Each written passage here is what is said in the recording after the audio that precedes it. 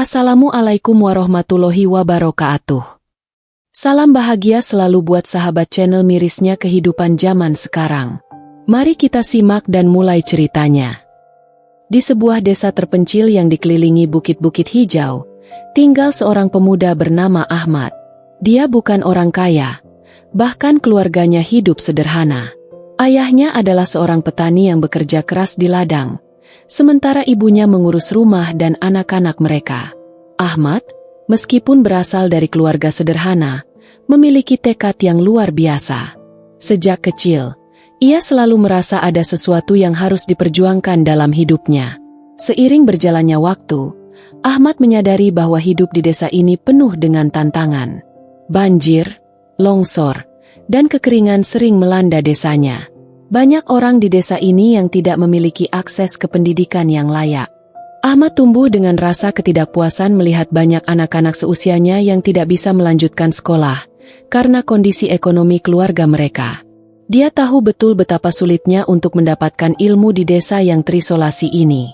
Namun, Ahmad tidak pernah menyerah. Setiap hari sepulang dari sekolah, ia membantu ayahnya di ladang. Meskipun tubuhnya lelah, ia selalu meluangkan waktu untuk membaca buku-buku yang ia temukan di perpustakaan desa. Impian Ahmad adalah untuk memperbaiki nasib desa ini. Ia ingin menjadi seseorang yang bisa membantu mengubah keadaan desa yang terkadang terabaikan oleh pemerintah. Namun, impian itu tak pernah mudah. Pada usia 17 tahun, Ahmad mendapatkan kesempatan untuk melanjutkan pendidikan ke kota besar. Namun, biaya yang sangat tinggi membuat impian itu hampir mustahil. Meski demikian, Ahmad tak mau menyerah begitu saja. Ia mulai bekerja paruh waktu di sebuah warung makan untuk mengumpulkan uang. Setiap sen yang diperolehnya ia tabung dengan harapan bisa melanjutkan pendidikan. Meski segala usaha terasa sangat berat, ia terus berjalan tanpa kenal lelah, membayangkan bahwa masa depan yang lebih baik mungkin menantinya di ujung perjuangannya. Waktu terus berjalan, dan perjuangan Ahmad semakin berat. Setelah setahun bekerja paruh waktu, ia akhirnya berhasil mengumpulkan sebagian dana untuk biaya kuliah. Meskipun begitu, masih banyak yang harus ia perjuangkan. Ibunya selalu khawatir akan keselamatan anaknya yang hendak berangkat ke kota besar yang penuh dengan ancaman dan tantangan baru. Namun, Ahmad tidak bisa mundur. Ia tahu, jika ia tidak melangkah, ia akan terjebak dalam keterbatasan yang sama selamanya. Saat pertama kali menginjakan kaki di kota besar, Ahmad merasa cemas. Kota yang penuh keramaian ini jauh berbeda dengan desanya yang sunyi dan damai. Semua tampak asing, orang-orang terburu-buru, dan gedung-gedung tinggi menjulang menghalangi pandangannya ke langit. Namun, ia tetap bertahan. Ia tinggal di sebuah kos kecil yang sangat sederhana. Setiap harinya, ia berjuang mengatur waktu antara kuliah dan pekerjaan sampingan yang harus ia lakukan agar bisa makan dan membayar kos. Hari demi hari, Ahmad semakin lelah. Tugas kuliah yang menumpuk, ditambah dengan jam kerja yang panjang, membuat tubuhnya hampir tidak kuat lagi.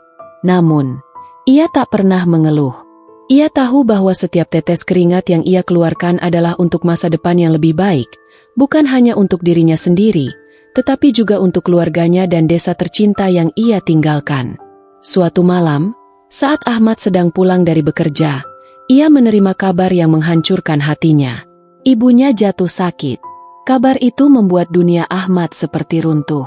Ia tahu, dengan keadaannya yang serba terbatas, ia tidak bisa segera pulang. Sumber daya yang ia miliki hampir habis untuk biaya kuliah dan hidup di kota ini. Rasa bersalah memenuhi hatinya, tetapi ia tahu bahwa ia tidak bisa mundur. Ia harus bertahan, demi ibunya, demi keluarganya, dan demi cita-citanya yang sudah lama ia genggam. Dengan penuh tekad, ia memutuskan untuk mengirimkan uang yang ia punya, berharap itu bisa membantu biaya pengobatan ibunya. Setiap hari, ia berdoa agar ibunya bisa pulih, meski dirinya sendiri hampir tak sanggup lagi menahan beban hidup yang begitu berat. Waktu terus berlalu, dan meskipun Ahmad terus berjuang, masalah demi masalah datang silih berganti. Ibunya yang semula sakit, kini kondisinya semakin memburuk. Ahmad merasa seperti berada di ujung tanduk. Setiap kali ia berusaha untuk tetap fokus pada kuliah dan pekerjaannya, kabar buruk tentang ibunya semakin sering datang. Tidak ada yang bisa ia lakukan kecuali terus berdoa dan berharap keajaiban datang. Namun, ujian terberat datang pada suatu pagi. Ibunya meninggal dunia. Kabar itu datang seperti petir di siang bolong. Ahmad merasa dunia seakan runtuh. Ia merasa kehilangan sosok yang paling berharga dalam hidupnya. Rasa sakit yang mendalam melanda dirinya, tetapi ia tak bisa pulang. Biaya transportasi, ditambah dengan kuliah yang harus ia selesaikan, membuatnya terjebak dalam perasaan yang sangat pelik. Ia ingin sekali berada di samping ayahnya, untuk memberikan dukungan dan berbagi kesedihan, namun keadaan tak mengizinkan. Di tengah kesedihannya, Ahmad mencoba menahan air matanya. Ia tahu, jika ia kembali ke desa, mimpi-mimpinya akan segera berakhir. Ia tetap melanjutkan kuliah, meskipun setiap malam ia terjaga memikirkan ibunya yang sudah tiada. Setiap doa yang ia panjatkan untuk ibunya terasa seperti pedang yang menembus hatinya. Ia merasa seperti seorang anak yang terlambat, tak bisa memberikan apa-apa lagi untuk ibunya yang sudah pergi.